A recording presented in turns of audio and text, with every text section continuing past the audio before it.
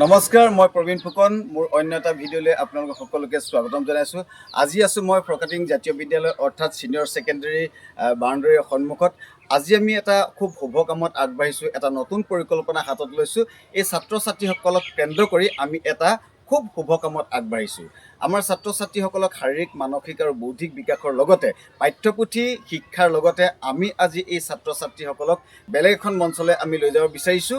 তেওঁলোকৰ সুপ্ত প্ৰতিভা বিকাশৰ বাবে আমি তেওঁলোকক অভিনয় জগতখনৰ লগত চিনাকি কৰাই দিবলৈ আমি আগবাঢ়িছোঁ। আৰু এই অভিনয় জগতখনৰ লগত কেনেকৈ আমি তেওঁলোকক চিনাকি কৰি দিম সেই বিষয়ে আমি আজি আমাৰ বাইদেউৰ লগতে কিছু কথা আলোচনা কৰিম। যিহেতু ফৰকাটিং জাতীয় বিদ্যালয়ৰ প্ৰধান শিক্ষয়িত্ৰী মহোদয়ে এটা খুব ধুনীয়া ষ্টৰী লিখিছে, যিটো ষ্টৰীত আমাৰ ছাত্ৰ ছাত্ৰীসকলে অভিনয় কৰিব।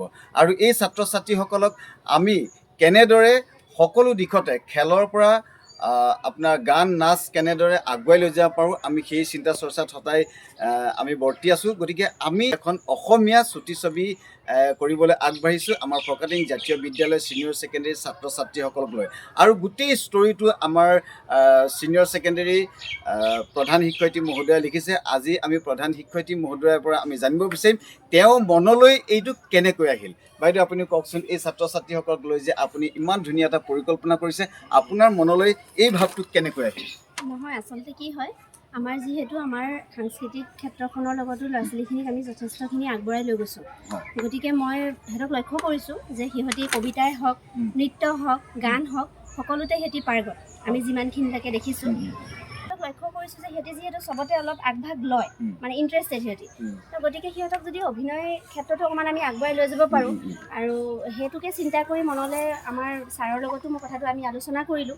আৰু ছাৰেও মোক বহুত দিনৰ আগৰ পৰা কৈ আছিলে, গতিকে ল'ৰা ছোৱালীখিনিক যদি আমি এনেকৈ কিবা এখন মানে কৰাব পৰা যায়, এনেকৈ আলোচনা কৰি মেলি ঘপককৈ মানে ষ্টৰী এটা মনলৈ আহিলে। আৰু আচলতে মোৰ লিখা মেলাৰ ওপৰত ইমান মোৰ হেৰি নাই, আজিলৈকে লিখা নাই তেনেকৈ, কিন্তু হ'লেও ঘপককৈ যেতিয়া ভাবিলোঁ লিখিয়ে পেলালোঁ, পটককৈ মানে আহিলে। তাৰপাছতে চিন্তা কৰিলোঁ এনেইতো আমি ষ্টৰী এটা দিলে নহ'ব, সেই ষ্টৰীটোৰ পৰা যাতে এটা আমাৰ সমাজলৈ বাৰ্তা যাওক, ল'ৰা ছোৱালীখিনিয়ে কিবা এটা শিকক। এনেইতো আমি কিবা এখন মুভি আমি চালোঁ, চিনেমা চালোঁ, সদায় তাৰ মৰেল এটা থাকিব লাগে, নহয় জানো?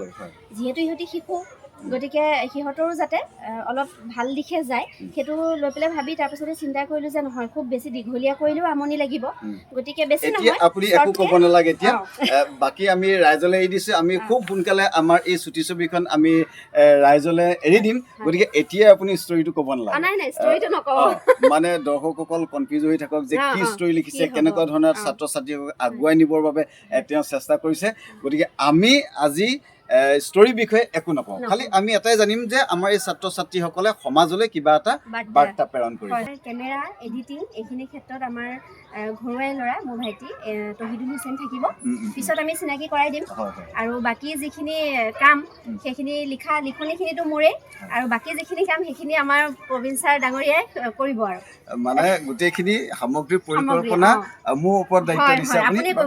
যিমান পাৰে সিমান আমি চেষ্টা কৰিম, আৰু আপোনালোকলৈ খুব কম দিনৰ ভিতৰত এই ছবিখন আপোনালোকলৈ আগবঢ়াই দিম। আপোনালোকে আমাক মৰম দিব, আশীৰ্বাদ দিব। আৰু যিহেতু আমাৰ গৰম বন্ধ এতিয়া দিবলৈ হ'বই, গতিকে মই যিমান দূৰ পাৰোঁ আমি চেষ্টা কৰিম যাতে আমি গৰম বন্ধৰ মাজতে আমি যাতে ৰিলিজ কৰিব পাৰোঁ বস্তুটো, যিমান দূৰ হয়। আপোনালোকৰ আশীৰ্বাদো লাগিব। আৰু আমি শুভ মুহূৰ্ত কৰিছোঁ, আৰু আজি আমি কেইটামান এই ছাত্ৰ ছাত্ৰীসকলক লৈ আজি শ্বুটিং আৰম্ভ কৰিম। গতিকে আপোনালোকে আমাক আশীৰ্বাদ দিব বুলি আশা ৰাখিছোঁ। ধন্যবাদ।